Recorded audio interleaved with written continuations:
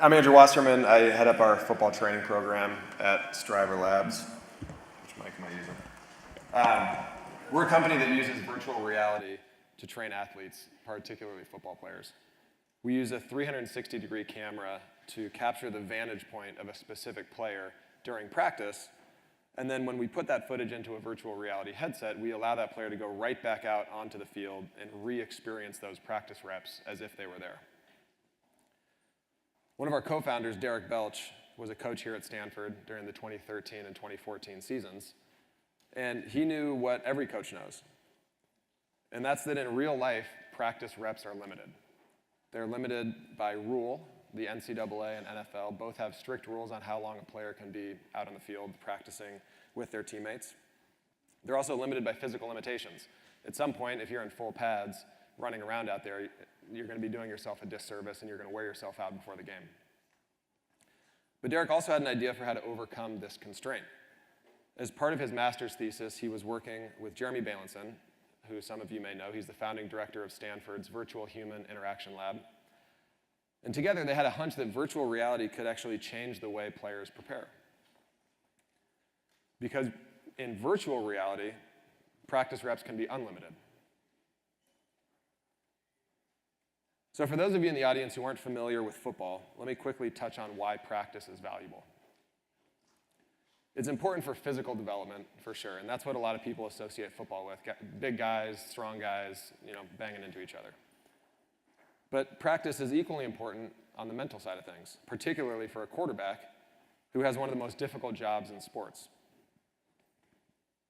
There are three major things a quarterback needs to do prior to the snap of the ball and the start of any play.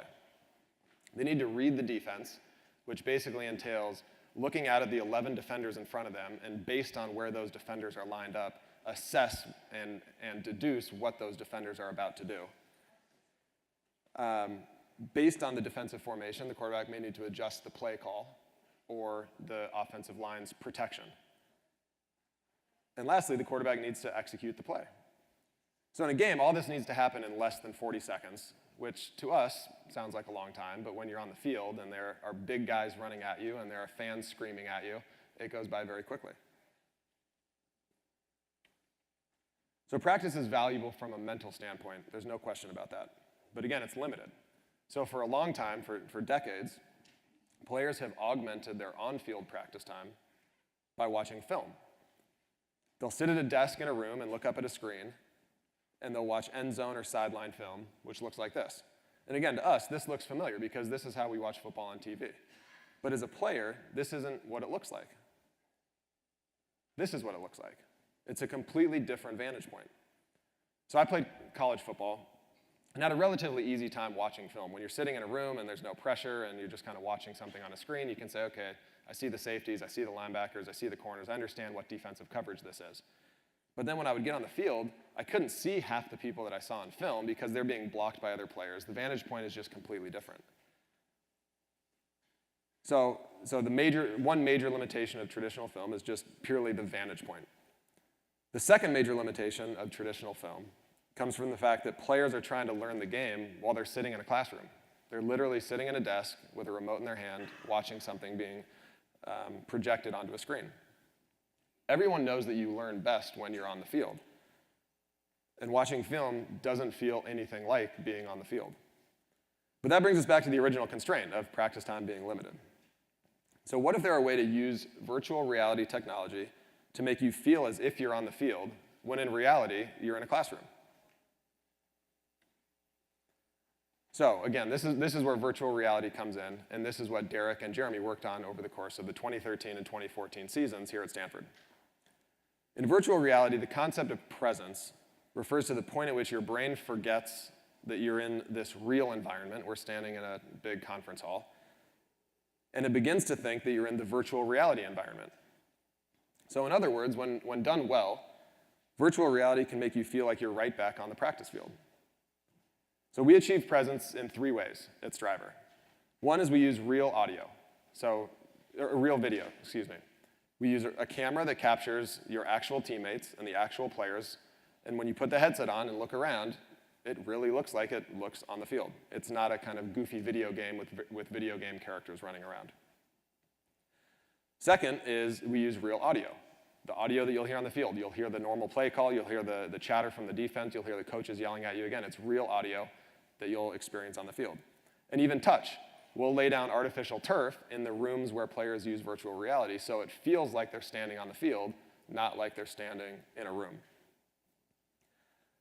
Taking these things together, the brain is actually fooled into thinking it's out on the field, and it begins processing information as if it's out on the field and not in a film room. So, before I go into too much more detail here, can I get one volunteer to come on up, and we'll show you a couple of plays of what this looks like. All right, come on. Let me see if I can. No, you should be okay. Okay. What's your name? Barbara. Barbara, I'm Andrew. Good to meet you. Nice to meet you. All right. So give me 1 second. Okay, so Barbara's going to put on this virtual reality headset. This is made by Oculus. For those of you familiar with VR, this is pretty standard stuff. So go ahead and put that on. And you see that blue dot? There you go. So that's your cursor. So move that over videos, offense, blitz pickup. And now if you pull it down in your face, if it's fuzzy at all, there you go. That's much better. And look over to play 1 on the left. All right, now here we go. Take a look around. What are these set? Ready. So you're out on the field. Birds. So as a quarterback, this is what it looks like. I'm going to go ahead and pause the video and let you keep looking around. But this is what it feels like to be out on the field. And there you go. So Barbara just reached out as if she was going to get the snap. She almost forgets you're standing on a stage in front of a bunch of people. You think you're standing on the practice field. Good. Let me show you one more. You're not done yet. Okay. Go to 7-on-7 on the left. Yep. Play 1. All right, now turn over your right shoulder. Keep going. So you're in the huddle. Gunship strike, flex, away, 2 scat. So if I'm the starting quarterback, I can get that whole rep all over again. Or if I'm the backup and didn't get the rep in the first place, I can come into the VR headset and get that rep. So now if I'm a coach, Barbara, I'm going to pause it. Look to your left. Right next. Oops, Yep, sorry. that's me. So look to your left, look straight ahead. There you go. So if I'm coaching you up, I can actually coach you as if we're out on the field together in the same way that I would coach you on the field. So here I can say, we have a corner that's pressed on the left against that receiver. I know that receiver is going to clear him out. That's going to leave a one-on-one matchup between the running back and the linebacker, and that's where you're going to want to go with the ball. If I can make that decision before the snap of the ball, if you look left here, there you go. Good. All right, so you can go and take it off. Nice work. Thank you. That was very cool. I'll tell Coach Shaw you did good. I'll tell my friends in Oculus. Good. Okay, so let me get this presentation back.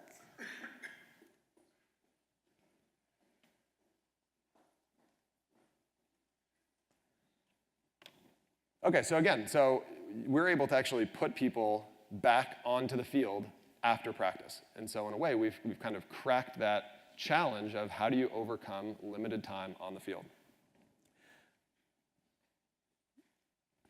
Last season, we worked with 18 football teams, 6 in the NFL and 12 in college.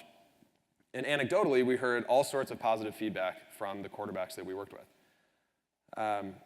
Every one of them were coming off the field saying, hey, I actually saw that play in virtual reality, and I saw it a bunch of times. So when I saw it in the game, I actually knew what was going to happen before it happened. I adjusted the play accordingly. I called the right protection. And then I actually felt so comfortable that I'd done the right things. I didn't have to worry about getting blindsided, so I could kind of take my time and execute the play. Of our 6 NFL teams, 2 of them won their division. Of our 12 NCAA teams, 3 won their conferences, and 2 actually finished in the top 3 of the end-of-year rankings. And we certainly won't tell anybody that VR is the reason, but we do think that we're one small piece in the puzzle, and we are helping players prepare in a way they haven't been able to before, and it's actually resulting in improved performance on the field. So in addition to the anecdotal feedback, we also collect real hard data. Every time a player is in the headset, we record the session. So we record the time in the headset, the plays that they viewed, and how they interacted with each one of those plays. So Barbara, for example, looked to the right in that one play, and we'll know in the data that she looked in the right, and we'll know what that play represented, and should you look to the right or should you look to the left? And later we can evaluate performance based on that. Last season we filmed just over 19,000 plays, and those plays were viewed over 48,000 times. So we have an enormous data set, which we're now starting to comb through to pull out to start to answer some really interesting questions. Things like, how much faster can a quarterback make good decisions when they prepare using virtual reality, when they augment their traditional methods of preparation to begin to prepare with virtual reality? What's the value of faster decision making? Again, anecdotally, we hear quarterbacks coming off the field saying, guys, I was making decisions 2 or 3 seconds faster than I was last season. In a very compressed time frame, 2 or 3 seconds become really, really valuable. How valuable? That's part of what we're looking into now. Is virtual reality actually a more efficient way to prepare than traditional film, and how much so? How do we actually compare the two methods of preparation? Are there ways to make a VR rep more valuable than an on-field rep? Can we do things in VR that actually help the brain progress down the learning curve faster than they would if they were just on the traditional field? And lastly, how can VR be used to evaluate future performance? Can we put a rookie in the NFL into a headset and say, walk me through these 10 plays, and then evaluate the way they interacted with those 10 plays with the way somebody like Tom Brady interacted with those 10 plays, and create a metric and kind of a score for how somebody could do in the future? So back to the theme of this conference, which is augmenting personal intelligence. Decision-making certainly falls within this bucket, and virtual reality is going to play a huge role in this. The applications are wide-reaching.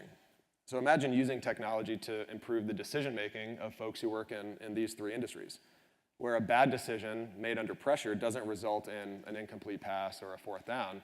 It results in the loss of life. These are really serious situations. So by us proving out the technology in football and using this really, really interesting technology in a very niche way, we think we're actually just beginning to scratch the surface of what's possible to use VR to help people make better decisions in real life.